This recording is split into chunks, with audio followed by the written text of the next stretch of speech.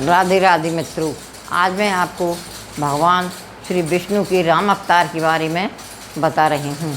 जब भगवान ने श्री राम अवतार लिया था तो राक्षसों का वध तो किया ही था, मगर उन्होंने बहुत लोगों पर कृपा भी प्रदान की थी। इसीलिए मैं आज आपको उनके बारे में ही बता रही हूँ। पहला है एक कछुआ था। जब भगवान नारायण शेषनाग की शैया पर सागर में निवास करते थे तो वह कछुआ बार बार उनके पैरों के पास जाता था और शेषनाग उसको झटक कर दूर कर देते थे। ऐसे ही जाने उसके कितने जन्म बीत गए तो भगवान जब भी वह भगवान के पास जाता और उनके पैरों को पकड़ने की कोशिश करता या छूने की कोशिश करता तो शेषनाग उसको अपने पैरों से भगवान के पैरों से उसको अलग कर देते और वह बहुत ही दीन भाव से भगवान की तरफ देखता था और भगवान नारायण मुस्करा देते थे। इस तरह उसको कई वर्ष बीत गए, मगर जब भगवान विष्णु ने राम का अवतार लिया तो वही कछुआ केवट हुआ और उसने भगवान राम के पैर पखारे और अपने को धन्य समझा। भगवान श्री राम ने उसको अपने गले से लगा लिया। जब ही उसकी भक्ति सफल हुई।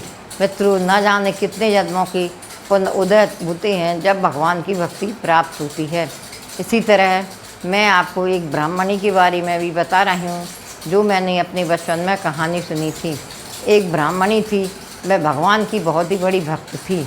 वह भगवान कृष्ण से इतना प्रेम करती थी कि वह उनको नित्य चंदन लगाती, उनकी सेवा करती, भोग लगाती।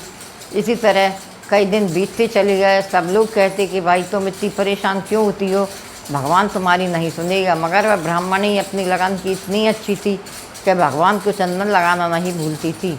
इस तरह उसने भी कई तरह से कभी उसने चींटी का जन्म लिया, कभी उसने इंसान का जन्म लिया, कभी इसने पक्षी का जन्म लिया। उसके भी कई साल बीत गए, कई जन्म बीत गए। जब भगवान श्री राम ने अवतार लिया तब वह उसे गिलहरी का जन्म प्राप्त हुआ। तब भी वह भगवान की अपनी भक्ति के कारण उसके मन में हमेशा भक्ति बनी रहती थी।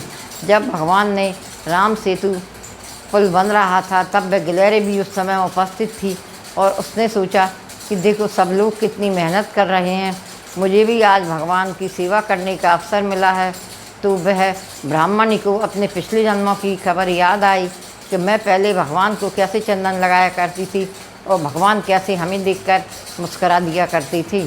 तो वह अपने पिछले जन्म की याद करके वह भी अपने उनके कार्यों में सहयोग देने लगी और जब भगवान की दृष्टि उस पर पड़ी तो उन्होंने उसके पिछले जन्मों की हर चीज़ देख ली और सोचा अब तो मुझे इस गिलहरी पर दया करना ही पड़ेगी।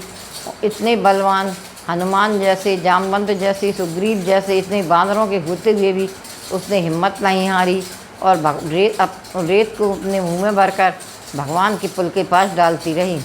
तब भगवान ने उसकी पिछले जन्मों की याद करके उसके अपने गोद में उठा लिया और उसकी पीठ पर 3 धाराएं खींच दी। इससे वह गिलहरी भी बहुत खुश हुई और मन में सोचने लगी कि चलो भगवान ने मेरे ऊपर कृपा तो की, भले ही मुझे जाने कितने जन्म लेना पड़ा।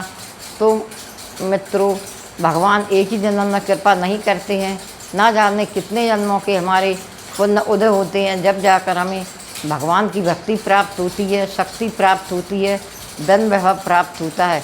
इसी तरह भगवान ने केवट का सम्मान किया और गिलहरी का भी सम्मान किया।